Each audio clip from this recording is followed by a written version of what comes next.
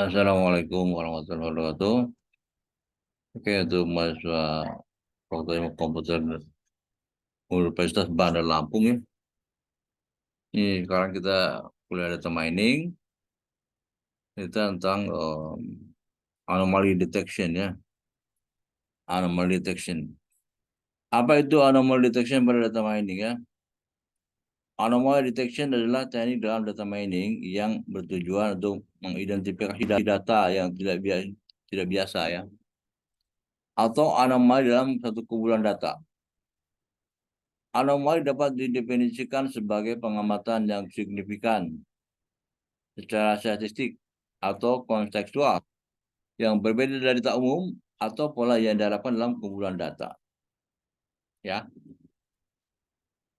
anomali bisa berupa data yang jauh dari rata-rata misalnya ya, atau data yang tidak sesuai dengan pola yang diharapkan. Anomali itu sebetulnya data yang aneh lah gitu ya.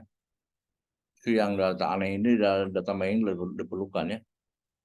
Contohnya bisa berupa transaksi kartu kredit yang mencurigakan ya, kegagalan sistem, katakan sistem pasar gagal ya, kenapa terlalu banyak supply, kenapa terlalu banyak demand, atau barang menumpuk gitu ya, dan sebagainya.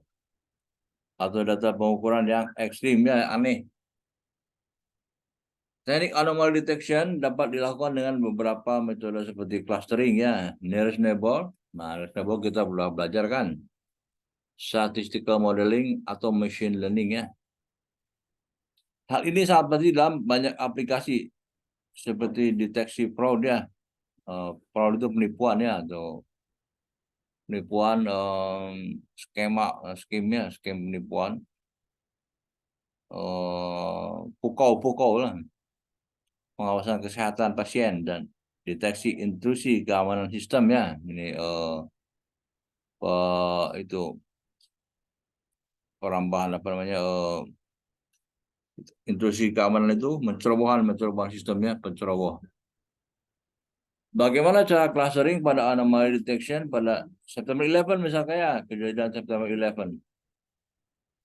Clustering atau penggerombolan merupakan salah satu metode yang dapat digunakan untuk melakukan anomaly detection pada data ya.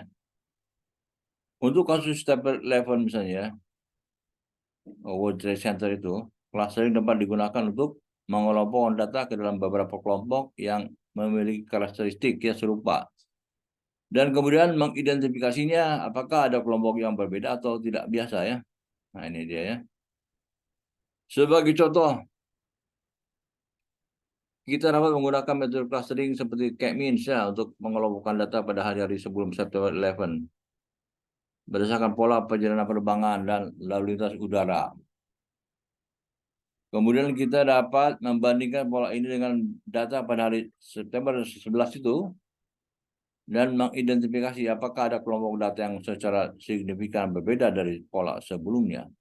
Masalah data ya. Walaupun kejadian politiknya. Selain itu, clustering juga dapat digunakan untuk mengidentifikasi anomali pada data yang memiliki dimensi yang lebih tinggi, seperti data komunikasi atau aktivitas sosial. Dalam hal ini, teknik seperti ini ya, density based clustering ya, density based clustering ya, penggelombolan pengelompokan data berdasarkan kepekatan ya, dapat digunakan untuk mengidentifikasi kelompok data yang lebih padat atau denser ya, dan kemudian memeriksa apakah ada data yang jauh dari kelompok tersebut atau berada dalam area yang lebih jarang daripada data itu. Namun perlu diingat bahwa penggunaan metode clustering dalam anomaly detection membutuhkan pemilihan parameter yang tepat dan memerlukan pemahaman yang baik tentang data yang digunakan. Oleh karena itu, diperlukan analisis dan pengujian yang cermat sebelum menggunakan teknik clustering. Clustering itu pengelompokan atau penggerombolan ya. Dalam anomaly detection ya. Anomaly detection mendeteksi keanehan ya. Misalkan ada kasus September 11 atau kasus lainnya. Anomaly detection atau memeriksa keanehan dengan statistik modeling, bagaimanapun caranya, bila dengan manual, anomaly detection ini mengikuti langkah-langkah seperti ini ya. Persiapkan data ya. Persiapkan data yang akan digunakan untuk melakukan anomaly detection. Data harus memiliki struktur yang sesuai dan bersih dari outlier dan nilai yang hilang. Outlier keanehan juga ya. Outlier keanehan juga. Misalkan data terlalu tinggi atau terlalu rendah. Nilai hilang, nilai yang missing data ya. Pilih model. Beri model statistik yang sesuai untuk melakukan anomaly detection. Beberapa model statistik yang belum digunakan, umum digunakan untuk melakukan anomaly detection meliputi adalah sebaran normal ya, sebaran Poisson, sebaran eksponensial, dan lainnya. Pilih model yang paling cocok untuk data yang digunakan. Hitung nilai threshold ya, batas bawah ini sebetulnya. Hitung nilai threshold untuk menentukan apakah satu data termasuk sebagai anomali atau tidak. Nilai threshold dapat dihitung dengan menggunakan statistik ya, seperti Z-score, T-score, atau deviasi standar atau semangat baku ya. Identifikasi anomali. Identifikasi anomali pada data dengan membandingkan nilai observasi, nilai pengamatan dengan nilai threshold yang telah dihitung sebelumnya. Jika nilai observasi melebihi nilai threshold, maka data dapat dianggap sebagai anomali ya. Evaluasi hasil. Evaluasi hasil dari anomaly detection yang telah dilakukan. Periksa apakah semua anomali yang diidentifikasi adalah benar-benar anomali atau hanya noise pengganggu ya. Lakukan analisis lebih lanjut untuk memverifikasi anomali yang telah ditemukan. Perlu diingat bahwa melakukan anomali detection secara manual dengan menggunakan statistical modeling memerlukan pengetahuan yang cukup tentang statistik dan model yang digunakan ya. Selain itu, untuk memperoleh hasil yang akurat, diperlukan pengujian dan validasi yang cermat.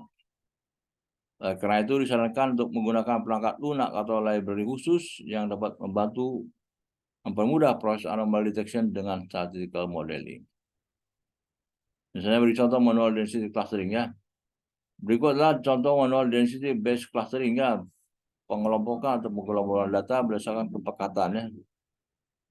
Persiapkan data. Pertama-tama persiapkan data yang akan digunakan untuk melakukan clustering. Data harus memiliki struktur yang sesuai dan bersih dari outlier keanehannya dan nilai hilang. Hitung jarak antara setiap titik data dengan titik data lainnya. Menggunakan ukuran jarak seperti jarak Euclidean ya, yang biasa itu ya. Akar X kuadrat, misalkannya X2 kuadrat, X1 kuadrat, tambah Y kuadrat, dikurangi Y1, Y2 kuadrat, dikurangi Y1 kuadrat, misalkannya. Kalau bidangnya 2, Y sama X, Euclidean ya. Hitung nilai density kepekatan. Hitung nilai kepekatan dari setiap titik data dengan menghitung jumlah titik data yang terletak dalam radius tertentu. Radius ini bisa kita sebut sebagai epsilon. Identifikasi core point-nya, identifikasi titik data yang memiliki nilai density di atas nilai threshold tersebut. Titik data ini disebut sebagai core point, titik utama ya, dan merupakan titik yang padat dan berpotensi menjadi pusat dari kelompok data. Identifikasi cluster kelompok data dengan menghubungkan titik utama yang saling berhubung melalui titik data lainnya yang memiliki nilai density dan nilai threshold ya. Kelompok data yang terbentuk disebut sebagai cluster. Identifikasi noise, identifikasi titik data yang tidak masuk dalam cluster atau core point. Titik data ini disebut sebagai noise. Evaluasi hasil dari clustering yang telah dilakukan. Periksa apakah kelompok data yang terbentuk memenuhi kriteria dan tidak ada titik data yang keliru diklasifikasikan sebagai noise atau cluster. Lakukan analisis lebih lanjut untuk memverifikasi kelompok data yang telah teridentifikasi. Perlu diingat bahwa melakukan density based clustering secara manual memerlukan pengetahuan yang cukup tentang matematika dan statistik ya. Oleh karena itu, data mining memang memerlukan pengetahuan matematika statistik dasar ya. Tidak boleh tidak tahu sama sekali ya. Selain itu, untuk memperoleh hasil yang akurat, diperlukan pengujian dan validasi yang cermat. Karena itu, disarankan untuk menggunakan perangkat lunak atau library khusus yang dapat membantu mempermudah proses clustering. Misalkan beri contoh data density based clustering ya, pengelompokan atau pengumpulan data berdasarkan kepekatan. Berikut adalah contoh data dari hasil density based clustering ya. Misalkan kita memiliki koordinat data dimensi seperti berikut ya, X dan Y ya. Titik X dan Y. Ada berapa titik itu kan misalnya ya. Ada 8 titik. 8 titiknya dari 1 sampai 8. X dan Y koordinatnya. Kita akan melakukan density based clustering pada data tersebut dengan menggunakan parameter epsilon. Nah, epsilon sama 2 ya. Dan nilai minimum point dalam satu cluster adalah 2. Langkah-langkah yang dilakukan adalah sebagai berikut. Hitung jarak antara setiap titik data dengan titik data lainnya. Menggunakan metrik jarak seperti jarak Euclideus ya. Hitung nilai density dari setiap titik dengan menggunakan jumlah titik data yang terletak dalam radius 2 itu. Jumlah titik data yang terletak pada radius 2 untuk setiap titik data adalah sebagai berikut. Nah, 2 sebagai epsilonnya, radius. Nah ini ya, density 2, 2, 3, 1, 1, 1. Kata aslinya ini ya.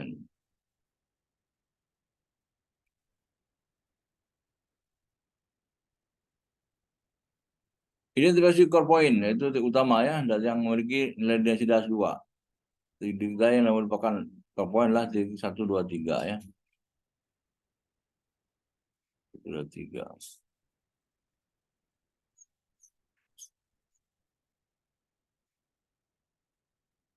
Identifikasi cluster, yaitu kelompok data dengan menghubungkan core point yang saling terhubung melalui titik data lainnya yang memiliki nilai density di atas 2. Dalam contoh ini, titik 1, 2, 3 membentuk satu cluster ya.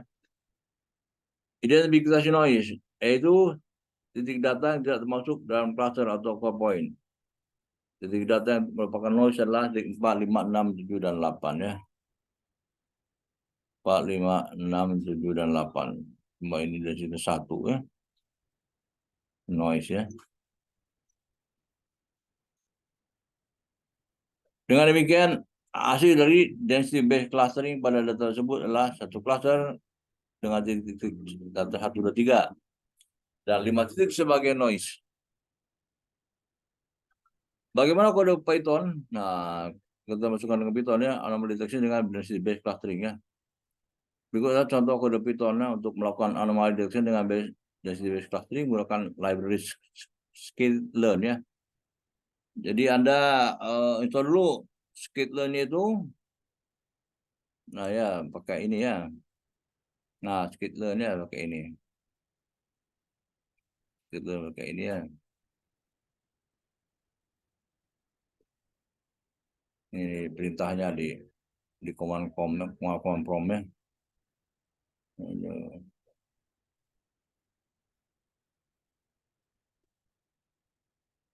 Berikut adalah contoh Python. Nah, ini ya. Prompt sklearn cluster import dbscan ya. Sklearn juga ya, install juga ya sama ya pakai di install sklearn juga sama itu ya. Nah, dari command prompt di ini ya laptop Anda yang ada Pythonnya ya.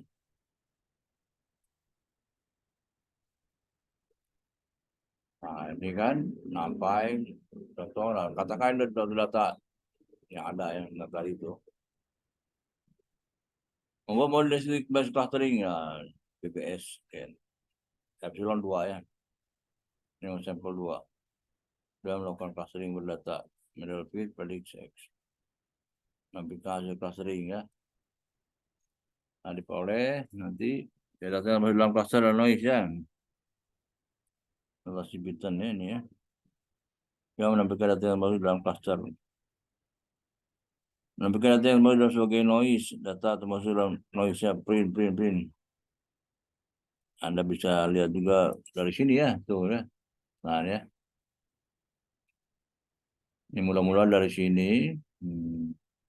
Tiba-tiba ketika mau di print, oh Modul not found error katanya. Artinya si SKLin-nya diinstal dulu ya. Nah, SKLin-nya diinstal dulu ya. Sudah install, diulangi lagi, nanti diulangi lagi seperti ini. Nah, akhirnya SKLin diinstal dengan ini ya. Dengan ini nih, sedikit sedikit learn ya, diinstal ya. Akhirnya diperoleh seperti ini ya. Nah, ini masukin ke Python melalui Jupyter Notebook ya. Jupyter Notebook. Nah, ini masih ada salah karena tadi tidak diinstal sekaliannya. Nah, sekarang ini sudah diinstal. Nah, Skitlearn pun sudah diinstal ya. Akhirnya diperoleh hasil ini ya, tuh dari Python. Setelah Skitlearn dan sklearn diinstal, nah, keluar hasilnya. Ini mulai prompt. Oke, jika clustering udah. Sekarang bagaimana cara manual menghitung related threshold dengan menggunakan statistik seperti Z-score, T-score, atau revisi standar. Untuk melakukan anomaly detection dengan menggunakan metode statistik seperti Z-score, T-score, atau revisi standar, kita perlu menentukan related threshold yang digunakan untuk mengidentifikasi data yang disebut sebagai anomali. Ya. Itu adalah langkah untuk menghitung related threshold menggunakan metode statistik atau menghitung related rata ya, kemudian simpangan baku. Yang menghitung Z-score, T-score ini biasalah pakai rumus di statistik ya. Makanya perlu tahu statistik sedikitnya untuk ini. Dimana N adalah jumlah data yang digunakan untuk itu mean dan standar error. Standar deviasi ya. Menentukan nilai threshold untuk mengidentifikasi data yang dianggap sebagai anomali. Nilai threshold dapat dihitung dengan menggunakan rumus ini ya. Threshold menggunakan Z-score ya. Mean ditambah Z kali standar deviasi ya. Threshold menggunakan T-score. Nah, mean atau rata-rata T sebaran T kali standar deviasi dibagi akar N ya. Mana Z adalah nilai threshold yang ditentukan. Yang dapat dipilih berdasarkan kebutuhan atau presentasi data yang dianggap sebagai anomali. Identifikasi data yang melebihi nilai threshold sebagai data anomali ya. Contoh misalkan ini ya. Kita punya data sebagai berikut 10, 15, 12, 13, 14, 11, 13, 16, 10, 9. Kita akan menggunakan simpangan baku untuk menghitung nilai threshold ya. Nilai rata-rata dan simpangan baku seperti ini ya. Rata-rata biasalah ini simpangan baku ini. Menghitung nilai Z-score, T-score ya. Nah ini ya. Memang rumus ini di dalam statistiknya harus tahu ya. Nilai threshold untuk mengidentifikasi data yang dianggap sebagai anomali. Misalkan kita akan bukan Z-score. Dan memberi nilai threshold 2 ya. Threshold min tambah Z kali simpangan baku 27 plus ini ya. Kalau bagaimana kode Python untuk menghitung nilai min dan simpangan baku serta menghitung Z-score? Nah, berikut adalah contoh kode Python ya untuk menghitung nilai min, simpangan baku, dan Z-score dari suatu data set menggunakan library NumPy ya dalam Python ya. Python code copy ya ini dia ya. Kode Pythonnya. Nah, akhirnya diperoleh ini ya. Nah, ini dia yang dicari ya. Yang berwarna merah ini. Min, skala deviasi, Z-score, semua ketentuannya. Dalam kode tersebut nilai min dihitung menggunakan fungsi npmin. Nah, itu kan dari library NumPy ya. NumPy dalam Python ya. Sedangkan nilai standar deviasi dihitung menggunakan fungsi npstd ya. Kurung tutup kurung. Kemudian nilai Z-score dari setiap data dihitung berdasarkan formula data kurang min bagi standar deviasi. Import NumPy snp ya. Nah, kemudian ini masukkan data ya. Contoh dataset menghitung nilai min, NP kali min, menghitung nilai standar deviasi sama baku. Nah, ini hanya peroleh seperti ini ya. Nah, ini hasilnya. Nilai min dan threshold, yaitu Z-score itu ya. Bagaimana penggunaan sebaran normal, Poisson, eksponensial, dan lainnya untuk anomaly detection? Dalam anomaly detection, beberapa distribusi peluang seperti sebaran normal, Poisson, eksponensial, dan lainnya dapat digunakan sebagai model untuk mengidentifikasi anomali. Ya. Sebaran normal digunakan untuk mengidentifikasi anomali dalam data yang tulis tersebar secara normal. Berarti kalau tidak normal lah itu aneh lah, tidak anomali detection-nya. Dalam sebaran normal dan dianggap sebagai anomali jika memiliki nilai yang sangat jauh dari nilai rata atau jika nilai tersebut berada di luar batas kritis sebaran normalnya. Sebaran Poisson disebut Poisson digunakan untuk mengidentifikasi anomali dalam data yang terkait dengan frekuensi kejadian. Dalam sebaran Poisson, data dianggap anomali jika frekuensi kejadian suatu peristiwa terlalu rendah atau terlalu tinggi dibandingkan dengan frekuensi kejadian yang diharapkan ya, harapannya. Sebaran pangkat eksponensial, distribusi eksponensial digunakan untuk mengidentifikasi anomali dalam data yang terkait dengan waktu antara peristiwa-peristiwa tertentu. Dalam distribusi eksponensial, data dianggap anomali jika waktu antara peristiwa terlalu rendah atau terlalu tinggi dibandingkan dengan waktu rata-rata peristiwa. Distribusi binom ya, sebaran binom dapat digunakan untuk mengidentifikasi anomali dalam data yang lebih kait dengan jumlah kejadian dalam percobaan berulang. Dalam distribusi binom, data dianggap anomali jika jumlah kejadian terlalu rendah atau terlalu tinggi dibandingkan dengan jumlah kejadian yang diharapkan. Pada dasarnya, pemilihan distribusi peluang yang tepat untuk menggunakan anomali deteksi tergantung pada jenis data dan karakteristiknya. Hal ini memerlukan pemahaman baik tentang data dan sebaran peluang yang akan digunakan. Karena itu juga diperlukan analisis dan eksperimen untuk memastikan bahwa model yang digunakan efektif dalam mengidentifikasi anomali pada data yang diberikan. Ya. Misalkan beri contoh anomali deteksi pada transaksi batu bara ya. Anomali deteksi pada transaksi batu bara dapat dilakukan dengan menggunakan berbagai teknik. Salah satu contoh teknik adalah dengan menggunakan metode statistik, yaitu dengan memantau nilai yang dihasilkan dari data yang diterima. Misalnya untuk mendeteksi anomali pada transaksi batu bara, kita dapat menggunakan teknik pengawasan statistik seperti statistik quality control ya. Contohnya dengan memonitor jumlah ton-ton batu bara yang diterima dalam suatu waktu dan membandingkannya dengan batas bawah kontrol proses ya.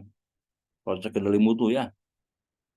Jika ton-ton batu bara yang diterima itu melebihi batas atau batas atas atau batas bawah, maka dapat dikategorikan sebagai anomali.